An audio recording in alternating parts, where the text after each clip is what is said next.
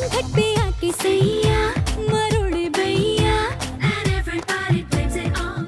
एक ऐसी एक्ट्रेस जिन्होंने अपने चार्म और टैलेंट से फिल्म इंडस्ट्री में वो मुकाम हासिल किया जो किसी भी कलाकार का सपना होता है। घर मोरे परदेसिया आओ पधारो पिया। साल 2024 में टाइम मैगजीन की 100 most influential people of the world की लिस्ट में शुमार होने वाली वो एक्ट्रेस जो एक ब्रिटिश सिटीजन होते हुए भी आज इंडियन सिनेमा पर राज करती है। मैं गंगूबाई, प्रेसिडेंट कमाटीपुरा। कुमारी आपने छोड़ा नहीं और श्रीमती कभी किसी ने बनाया ही नहीं। लेकिन क्या आप जानते हैं कि बॉलीवुड की हाईएस्ट पेड एक्ट्रेस बनने वाली इस सुपरस्टार को हाल ही में इंटरनेशनल लेवल पर भयंकर बेइज्जती का सामना करना पड़ा है। बच्चे पालना इतना टफ काम है तो जस्ट एंड इट ना, जस्ट एंड इट। किसने कहा है पेरेंट्स बने रहने को? किसने कहा है? एक तो काम ठीक से शुरू नहीं किया।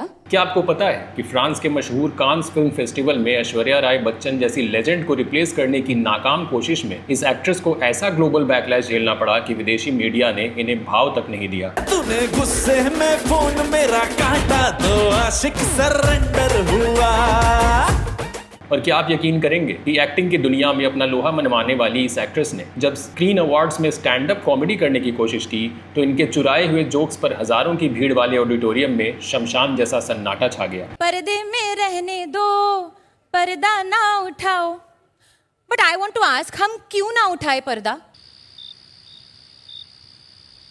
तो आखिर क्या वजह रही कि जन्म के साथ ही अपने पिता और बड़ी बहन के नाजायज रिश्ते की अफवाहों का बोझ ढोने वाली इस लड़की ने शोहरत की ऐसी अंधी दौड़ शुरू कर दी है जहां ये अपना ही मजाक बनवा रही है? और क्यों महज 11 साल की उम्र में कपूर खानदान के वारिस पर अपना दिल हार बैठने वाली इस एक्ट्रेस को कई बार प्यार में धोखा खाना पड़ा? बताएंगे और भी बहुत कुछ। आप बने रहिए हमारे साथ। काजल की सियाही से लिखी है तूने जाने।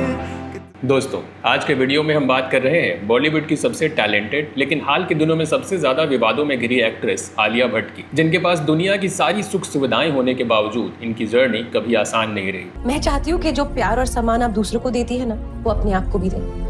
कि एक बार आप अपनी खुशियों को भी एक मौका देके आप अपनी बेटी के लिए मजबूरी की नहीं, मजबूती की मिसाल बनकर रही। लेकिन इससे पहले कि इनके करियर, इनके अफेयर्स और हालिया कांस और कॉमेडी डिजास्टर की चर्चा करें, चलिए जानते हैं कि आलिया भट्ट की इस उथल पुथल भरी जिंदगी की शुरुआत कहां से हुई। आलिया भट्ट का जन्म 15 मार्च 1993 को मुंबई के मशहूर फिल्म मेकर महेश भट्ट और बॉलीवुड एक्ट्रेस सोनी राजदान के घर हुआ था। महेश भट्ट ने 2 शादियां की थी। पहली शादी किरण भट्ट से हुई थी जिससे राहुल भट्ट और पूजा भट्ट हुए। दूसरी शादी सोनी राजदान से हुई जिससे आलिया और इनकी बड़ी बहन शाहीन भट्ट पैदा हुई। पूजा भट्ट और आलिया भट्ट के बीच उम्र का 21 साल का बड़ा फासला है। लेकिन आलिया के बचपन के वो दिन एक ऐसे भयानक विवाद के साये में गुजरे जिसे आज भी बॉलीवुड का एक डार्क चैप्टर माना जाता है। दरअसल उसी दौरान महेश भट्ट और उनकी ही सगी बेटी पूजा भट्ट की एक तस्वीर एक मशहूर मैगजीन के कवर पेज पर छपी थी जहां दोनों एक दूसरे को ऑटो पर किस कर रहे थे। और इस आग में घी डालने का काम किया महेश भट्ट के उस बयान ने, जहां उन्होंने एक इंटरव्यू में खुलेआम ये कह दिया कि अगर पूजा मेरी बेटी नहीं होती तो मैं उससे शादी कर लेता। इस बयान पर आलिया के पिता महेश भट्ट और बहन पूजा भट्ट लंबे समय तक भारी ट्रोलिंग और नफरत का शिकार होते रहे। And they institutionalized those answers and they imposed those answers with the butt end of a gun or make it a religion. There are no answers. I warned you this is gonna happen. और इसी बीच दबे मुंह gossip गलियारों में एक ऐसी भयानक अफवाह उड़ी जिसने सबको सन्न कर दिया। कहा जाने लगा कि आलिया भट्ट असल में महेश भट्ट और सोनी राजदान की नहीं बल्कि महेश भट्ट और पूजा भट्ट की बेटी है। हालांकि इस दावे का कोई पुख्ता सबूत सामने नहीं आया और ये बात महज अटकलों और अफवाहों तक ही सीमित रह गई। लेकिन जरा सोचिए, एक छोटी सी बच्ची जो दुनिया को समझना शुरू कर रही है, उसके बाल मन पर अपने ही परिवार को लेकर उठ रहे इन गंदे सवालों का क्या साइकोलॉजिकल इम्पैक्ट हुआ होगा। मैं उस शो पे गई because I thought it would be the happiest day of my life. पूरी दुनिया मुझ पे ऐसे चढ़ गई जैसे अतरिया पे लूटन कबूतर।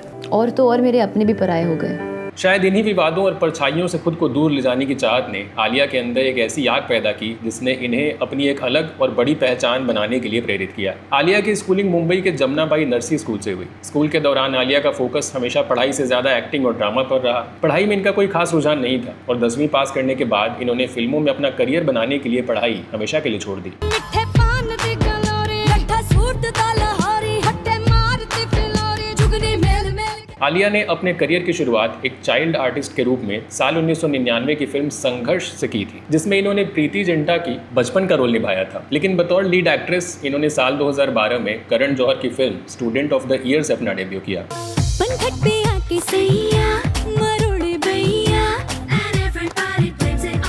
ये फिल्म बॉलीवुड की एक ग्लैमरस टीन ड्रामा थी जिसमें आलिया के साथ वरुण धवन और सिद्धार्थ मल्होत्रा लीड रोल्स में नजर आए थे। लेकिन इस फिल्म के लिए आलिया को 500 लड़कियों के बीच ऑडिशन देना पड़ा था। करण जौहर ने आलिया के सामने एक ऐसी शर्त रखी थी कि अगर तुम्हें ये फिल्म चाहिए तो तुम्हें अपना वजन कम करना होगा। अपने सपनों को पूरा करने के लिए आलिया ने कड़ी मेहनत की और लगभग 16-17 किलो वजन भी कम किया। फिल्म में इनका परफॉर्मेंस दर्शकों को बहुत पसंद आया और ये रातों रात यूथ आइकॉन बन गई। गुलाबी आंखें जो मेरी देखी दीवाना है दिल हो। हालांकि स्टूडेंट ऑफ द ईयर के बाद इनकी इमेज सिर्फ एक ग्लैम डॉल और एक अमीर बिगड़ी हुई लड़की की बन गई थी। लेकिन इनकी जिंदगी का सबसे बड़ा एम्बैरेसमेंट तब आया जब ये करण जौहर के टॉक शो कॉफी विद करण में गई। इस एपिसोड में इनके साथ सिद्धार्थ मल्होत्रा और वरुण धवन भी मौजूद थे। सब कुछ नॉर्मल चल रहा था जब तक करण जौहर ने एक रैपिड फायर राउंड में आलिया से एक बहुत ही सिंपल सा जनरल नॉलेज सवाल नहीं पूछा था कि भारत का राष्ट्रपति कौन है। आलिया ने बिना सोचे झट से जवाब दिया, पृथ्वीराज चौहान। ये जवाब इतना डम था कि तुरंत सोशल मीडिया पर आलिया भट्ट की बुरी तरह से ट्रोलिंग शुरू हो गई। ये आलिया की करियर की शुरुआत थी और इन्हें पूरे देश ने डम, ब्रेनलेस और अनएजुकेटेड टैग दे दिया। मीम्स की बाढ़ आ गई और आलिया एक नेशनल जोक बन गई। लेकिन यहीं पर आलिया ने अपनी दिमागी मजबूती का भी परिचय दिया। इस बारी ट्रोलिंग के बीच रोने या डिप्रेशन में जाने के बजाय इन्होंने एक अच्छे सेंस ऑफ ह्यूमर के साथ इसे हैंडल किया। अपनी इमेज को सुधारने के लिए इन्होंने AIB के साथ जीनियस ऑफ द ईयर नाम से एक फनी वीडियो बनाया जिसमें इन्होंने खुद का और अपनी कम अकली का जमकर मजाक उड़ाया। International, Ukraine, politics, assembly, election. The hardest part was changing my diet. ये वीडियो इंटरनेट पर ब्लॉकबस्टर हिट हुआ और धीरे धीरे पब्लिक परसेप्शन बदलने लगा। लोगों ने माना कि आलिया भले ही जनरल नॉलेज में कमजोर है लेकिन ये खुद पर हंसने का भी मादा रखती है। और इसके बाद आलिया ने अपने काम से भी सबको गलत साबित करना शुरू किया। साल 2014 में आई अपनी दूसरी फिल्म हाईवे में आलिया ने अपनी एक्टिंग स्किल्स से क्रिटिक्स के मुंह पर ताला लगा दिया। इम्तियाज अली की इस फिल्म में आलिया ने एक किडनैपिंग विक्टिम का रोल निभाया जो अपनी अंदरूनी और इमोशनल घुटन का सामना करती है। याद नहीं आ रहा? मैं याद कराती हूँ। मेरी प्रिंसेस, दुनिया की सबसे खूबसूरत लड़की है मेरी बच्ची। याद आया? अपने हाथ से मेरा मुंह दबाकर बंद कर देते थे। बिना मेकअप के कैमरे के सामने अपने रॉ इमोशंस को पेश करके आलिया ने साबित कर दिया कि ये सिर्फ एक ग्लैम डॉल नहीं है और ये रोल इनके करियर का सबसे बड़ा टर्निंग पॉइंट भी साबित हुआ। मिठे पान दी गलोरे लट्ठा सूट दा लहारी हट्टे मारती फिलोरी जुगनी मेल मेल। आलिया को हाईवे के लिए film fair critics award for best actress से भी नवाजा गया और इसके बाद भी आलिया ने एक के बाद एक हिट फिल्मों का सिलसिला जारी रखा। साल 2014 में ही इन्होंने 2 स्टेट्स और हम्टी शर्मा की दुल्हनिया जैसे रोमांटिक ड्रामा में भी काम किया। तुमने ऐसा कौन सा तीर मारा है कि तुम्हारी शादी इतनी धूमधाम से हो रही है और डाउरी में तुम्हें गाड़ी मिल रही है? मैं लड़का हूँ। 2 स्टेट्स एक कॉमर्शियल हिट फिल्म थी जिसमें अर्जुन कपूर के साथ इनकी जोड़ी को लोगों ने खूब पसंद किया। लेकिन साल 2016 की फिल्म उड़ता पंजाब ने आलिया भट्ट की करियर ट्रैजेक्टरी को एक ऐसे लेवल पर पहुंचा दिया जिसकी उम्मीद किसी ने नहीं की थी। इस डार्क हार्ड हिटिंग ड्रामा में आलिया ने एक बिहारी रेफ्यूजी का रोल प्ले किया जो पंजाब के भयंकर ड्रग रैकेट में फंस जाती है। इन्होंने अपने कैरेक्टर के लिए परफेक्ट डायलेक्ट सीखा और अपना परफॉर्मेंस से दर्शकों के रोंगटे खड़े कर दिए। और जब आई तो पूछेंगे तू कहाँ था रे इतना दिन? इंतजार में था कि हम टूट जाएंगे, तभी आएगा तू। इस शानदार रोल के लिए आलिया भट्ट ने film fair award for best actress भी अपने नाम किया। इसके बाद डियर जिंदगी एक और ऐसी फिल्म थी जिसमें आलिया ने अपने सटल परफॉर्मेंस से सबका दिल जीत लिया। गौरी शिंदे की इस फिल्म में आलिया ने कायरा का रोल प्ले किया, एक ऐसी यंग सिनेमाटोग्राफर जो अपने इमोशनल इश्यूज और डिप्रेशन से जूझ रही होती है। फिल्म में इनके ऑपोजिट शाहरुख खान थे जो इनके मेंटोर और थेरेपिस्ट का रोल प्ले करते हैं। लव यू जिंदगी, आलिया की अगली फिल्म राजी भी इनके करियर की एक और माइलस्टोन साबित हुई। मेघना गुलजार के इस पॉलिटिकल थ्रिलर में आलिया ने इंडियन स्पाई सहमत खान का रोल प्ले किया जो पाकिस्तान में अपने देश के लिए एक बेहद खतरनाक मिशन पर होती है।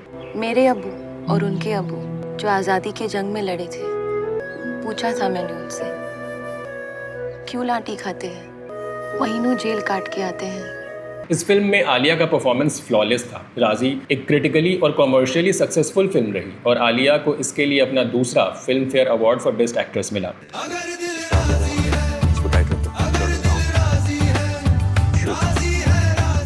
हालांकि इस फिल्म को लेकर एक बड़ी कंट्रोवर्सी भी हुई थी। कुछ पाकिस्तानी मीडिया आउटलेट्स और सोशल मीडिया यूजर्स ने फिल्म पर यह आरोप लगाया कि यह पाकिस्तान को गलत तरीके से दिखाती है और एंटी नेशनलिज्म को प्रमोट करती है। पाकिस्तानी ऑडियंस ने फिल्म को बैन करने की भी मांग की। हालांकि आलिया ने बड़ी समझदारी से फिल्म का बचाव करते हुए कहा कि ये एक फिक्शनल स्टोरी पर बेस्ड है जिसका मकसद एक अच्छी कहानी सुनाना है, न कि किसी देश को टारगेट करना। I try to look at the film, and I think I do, because I also believe that it's the story and the screenplay that's king. First the screenplay actually, and then the story, because the story can be amazing, but फिर साल 2019 में आई film गली boy, जिसमें आलिया ने सफीना का role play किया, एक बेहद पॉजिटिव और फायरी गर्लफ्रेंड। रणवीर सिंह के ऑपोजिट फिल्म में इनका रोल भले ही छोटा था, लेकिन इन्होंने अपने नेचुरल परफॉर्मेंस से सबका ध्यान अपनी तरफ खींच लिया। मेरे बॉयफ्रेंड से बुलू बुलू करेगी तो धोपतूंगी ना उसको। अच्छा बहुत बड़ी गुंडी है तू। तेरा लेक्चर सुनने को नहीं निकली घर से। लेकिन अल्टरपंथी करने को निकली है तू घर से। तू शुक्र कर उसकी गर्दन नहीं तोड़ी मैं। अभी एक ही लाइफ है, एक ही तो है, ऊपर से वो घुस रही है बीच में। इसके बाद आई फिल्म कलंक, बॉक्स ऑफिस पर बुरी तरह फ्लॉप रही। और फिर आया साल 2020, सुशांत सिंह राजपूत की दर्दनाक मौत के बाद का वो दौर जब बॉलीवुड में नेपोटिज्म की डिबेट ने ज्वालामुखी का रूप ले लिया था। कंगना रनौत ने सालों पहले करण जौहर के शो पर उन्हें फ्लैग बेयरर ऑफ नेपोटिज्म कहा था, जिसका सीधा निशाना आलिया भट्ट ही थी। सुशांत की मौत के बाद भड़के गुस्से का सबसे बड़ा शिकार आलिया भट्ट को होना पड़ा। इनकी फिल्म सड़क 2 के ट्रेलर को यूट्यूब पर दुनिया का सबसे ज्यादा डिसलाइक किया गया वीडियो बना दिया गया। यहाँ पर देखिए कि 290 के यानी कि 290,000 2,90,000 जो हैं आपके पास लाइक्स हैं, 5.2 मिलियन, उससे कहीं गुना ज्यादा तादाद जो है वो डिसलाइक्स की है। लोगों ने आरोप लगाया कि स्टार किड्स को अनफेयर एडवांटेज मिलता है। आलिया को सोशल मीडिया पर भयंकर ट्रोलिंग का सामना करना पड़ा, लेकिन आलिया ने इस डिबेट के दौरान ज्यादातर चुप रहकर अपने काम पर फोकस किया। इन्होंने एक इंटरव्यू में बेबाकी से कहा कि अगर ऑडियंस मुझे पसंद नहीं करती तो वो मेरी फिल्में देखना बंद कर सकती है। I feel platforms like this does that, where they feel like, okay, that can be me. I can tell stories and I can be on that platform and my voice will have a stage. और फिर साल 2022 में आई film Gangubai Kathiawadi, जिसने आलिया के सारे haters के मुंह पर ताला लगा दिया। संजय लीला भंसाली के डायरेक्शन में बनी इस फिल्म में आलिया ने एक रियल लाइफ माफिया क्वीन और एक्टिविस्ट का रोल किया। कोठे से हुए तो क्या हुआ, शिक्षा का हक है इन्हें, और ये हक मैं इनको दिलाकर रहूंगी फादर।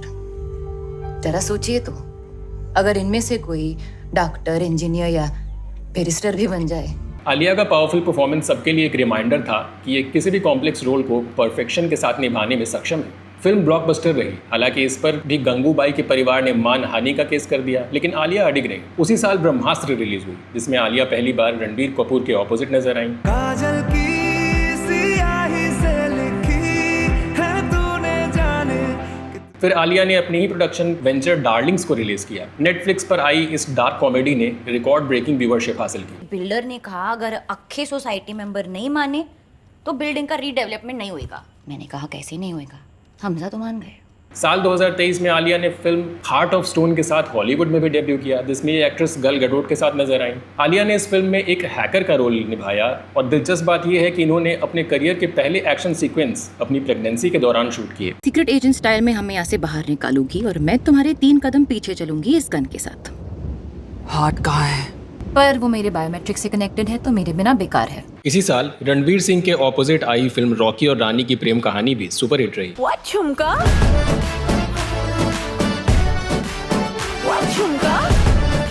इसके बाद आलिया वेदांग रैना के साथ फिल्म जिगरा में नजर आई, हालांकि ये फिल्म फ्लॉप हो गई। अंकुर तूने कुछ किया, तू कुछ टच किया, कुछ खाया? ओके, तेरे फोन से कोई कॉल्स, कभी ने कोई कॉल्स किए तेरे फोन से? नहीं? ब्लड सैंपल लिया तो क्लीन आएगा ना? आने वाले प्रोजेक्ट्स में आलिया YRF स्पाई यूनिवर्स की फिल्म अल्फा में नजर आएंगी, और संजय लीला भंसाली की लव एंड वॉर में रणबीर और विकी कौशल के साथ भी दिखेंगी। ध्यान से देखो तो हर शहर में एक जंगल है, और जंगल में हमेशा राज करे। अब बात करते हैं आलिया भट्ट की उस उथल पुथल पर्सनल लाइफ की, जिसने हमेशा गॉसिप कॉलम्स की सुर्खियां बटोरी। आलिया के सबसे पहले सीरियस रिलेशनशिप की बात करें तो इनका नाम इनके school time boyfriend Ali Dadarkar के साथ जुड़ा था। अली इनके बचपन का दोस्त था, और दोनों का रिश्ता इनके फिल्मी करियर की शुरुआत से पहले का था। दोनों एक ही स्कूल में पढ़ते थे, और इनका रोमांस एक टिपिकल टीनेज लव स्टोरी जैसा था। लेकिन जैसे जैसे आलिया भट्ट का करियर आगे बढ़ता गया और ये शोहरत की सीढ़ियां चढ़ने लगी, इनका और अली का रिश्ता धुंधला पड़ने लगा। आलिया के बिजी स्केड्यूल और इंडस्ट्री के प्रेशर के कारण ये रिश्ता आखिरकार टूट गया, हालांकि दोनों आज भी अच्छे दोस्त हैं। इसके बाद आलिया का नाम जुड़ा इनके स्टूडेंट ऑफ द ईयर के को स्टार सिद्धार्थ मल्होत्रा के साथ। ये क्या हुआ है, क्या खबर, यही पता है ज्यादा हुआ। करण जौहर की इस फिल्म के सेट्स पर आलिया और सिद्धार्थ काफी करीब आ गए। इंडस्ट्री के इनसाइडर्स का कहना था कि दोनों का रिश्ता सिर्फ ऑन स्क्रीन केमिस्ट्री तक सीमित नहीं था, बल्कि ऑफ स्क्रीन भी इनका एक स्ट्रॉन्ग इमोशनल बॉन्ड बन गया था। दोनों को कई बार पार्टीज और इवेंट्स में साथ देखा गया। इन्होंने कभी अपने रिश्ते को पब्लिकली एक्सेप्ट नहीं किया, लेकिन दोनों लंबे समय तक सीक्रेटली एक दूसरे को डेट करते रहे। तुम इतने परेशान क्यों हो अर्जुन? मत पूछो, मेरा दिन इतना बकवास जा रहा ना। गर्लफ्रेंड से लड़ाई हुई?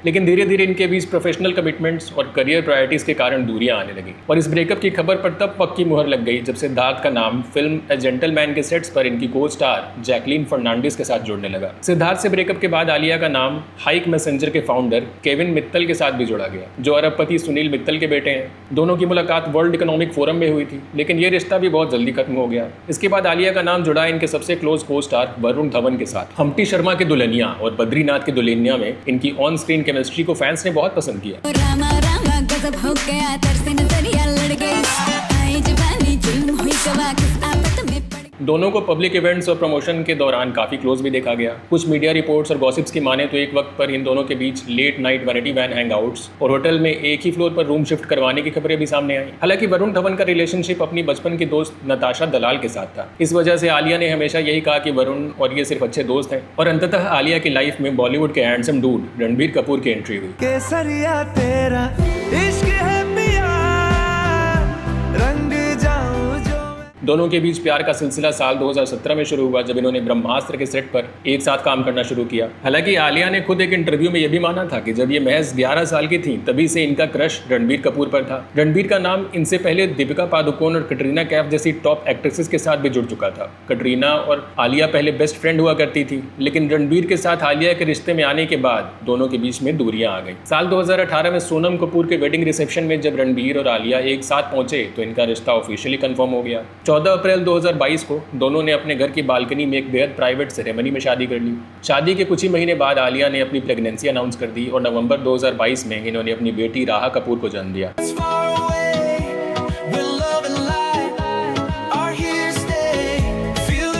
शादी हो गई, बेटी हो गई, अपना प्रोडक्शन हाउस भी चल पड़ा और बॉक्स ऑफिस पर गंगूबाई से लेकर जिगरा तक का सफर भी चल रहा था। लेकिन जब इंसान को सब कुछ बहुत जल्दी और बहुत ज़्यादा मिल जाता है तो वो उन जगहों पर भी अपना हक जमाने लगता है जो शायद उसका था ही नहीं। और यहीं से शुरू होता है आलिया का वो ओवर रीच जो आज पूरे इंटरनेट पर चर्चा का विषय बना हुआ है। मई 2026 में फ्रांस में फेमस कांस फिल्म फेस्टिवल आयोजित हुआ। लॉरियल पेरिस, जो कांस का ऑफिशियल मेकअप पार्टनर है, उसने अपने इतिहास का सबसे बड़ा पोस्टर होटल मार्टिनेज की शानदार इमारत पर टांगा। लेकिन इस पोस्टर को देखते ही इंटरनेट गुस्से से फट पड़ा, क्योंकि इस पोस्टर पर पिछले 20 सालों से कांस की रानी कही जाने वाली ऐश्वर्या राय बच्चन का चेहरा नदारद था और उनकी जगह खड़ी थी आलिया भट्ट।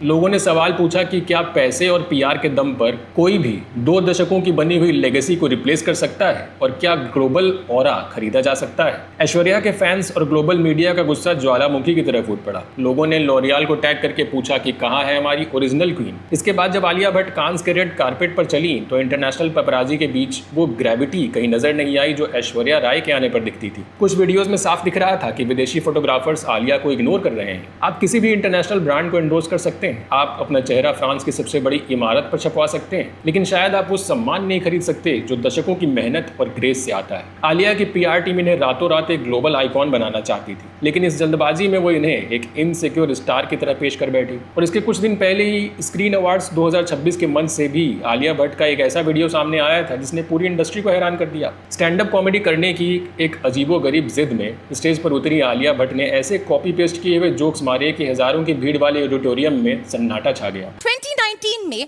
आदित्य धर ने हमें एक ब्लॉकबस्टर एक्शन पैक्ड फिल्म दी थी उरी, और 2026 में आदित्य धर ने हमें एक ब्लॉकबस्टर एक्शन पैक्ड फिल्म दी थी धुरंधर। Okay, so that's also not change. कोई हंसा नहीं, किसी ने ताली नहीं बजाई। जाकिर खान जहां अपनी एक धीमी आवाज और परफेक्ट टाइमिंग से लोगों को लोटपोट कर रहे थे, वहीं आलिया भट्ट लाउड होकर और ओवर एक्टिंग करके अपनी नर्वसनेस छुपाने की कोशिश कर रही थी। इनका सुनील ग्रोवर के साथ किया गया स्किट इतना अजीब था कि लोग मुंह छुपाने लगे। पता चला कि स्क्रिप्ट राइटर ने ये जोक्स एक पुराने फॉरेन शो से कॉपी कर लिए थे। वो दूल्हा दुल्हन कहाँ है? मैं इधर शगुन डालने के लिए था। शादी चल रही है ना इधर? शादी? या सर, यहाँ स्क्रीन अवार्ड्स चल रहा है, अवार्ड शो। अरे ये मैंने क्या देख लिया? अरे अवार्ड शो नहीं, इसको ना एडिट कर देना प्लीज। दर्शक थिएटर में एक एक्टर को देखने जाते हैं, लेकिन कॉमेडी एक अलग आर्ट फॉर्म है। लोग सवाल पूछ रहे हैं कि अगर आलिया इस शो को होस्ट नहीं करती तो शायद भारती सिंह, सुगंधा मिश्रा या किसी और काबिल फीमेल कॉमेडियन को यह स्टेज मिल सकता था। लेकिन मुझे सब कुछ करना है और मुझे हर जगह क्रेडिट चाहिए कि इस अंधी भूख ने आलिया का सरेआम मजाक बनवा दिया और इन्हें फिर से उसी डम जोन में धकेल दिया जहाँ से निकलने में इन्हें सालों की मेहनत लगी थी। एक करियर वुमन के लिए भी फैमिली और रिलेशनशिप्स उतने ही जरूरी होते हैं, और ये आपसे बेहतर कौन समझेगा। और रही बात रिश्ते जोड़ने की, तो जहाँ दिल जुड़ गए हैं वहाँ रिश्ते भी जुड़ ही जाएंगे। दोस्तों, आलिया भट्ट आज के दौर की सबसे टैलेंटेड एक्ट्रेसेस में से एक है। इन्होंने अपनी एक्टिंग से जो जादू पर्दे पर बिखेरा है वो बॉलीवुड के इतिहास में सुनहरे अक्षरों में दर्ज रहेगा। लेकिन जब आप सफलता के बिल्कुल शिखर पर होते हैं तो आपको हर जगह सिर्फ अपना नाम देखने की एक बीमारी सी लग जाती है। आपको लगता है कि आप कॉमेडी भी कर सकते हैं, आप हॉलीवुड में भी राज कर सकते हैं और आप बरसों पुरानी किसी लेजेंड को भी रातों रात हटा सकते हैं। और जब एक एक्टर इस ओवर कॉन्फिडेंस में अपने आसपास के लोगों की चापलूसी में अंधा हो जाता है तो वो अपना ही मजाक बनवा बैठता है। स्क्रीन अवार्ड्स का वो सन्नाटा सिर्फ एक खराब स्क्रिप्ट का नतीजा नहीं था, बल्कि वो इस बात का सबूत था कि दर्शक आपको उतना ही प्यार करेंगे जितना आप डिजर्व करते हैं, उससे ज्यादा बिल्कुल भी नहीं।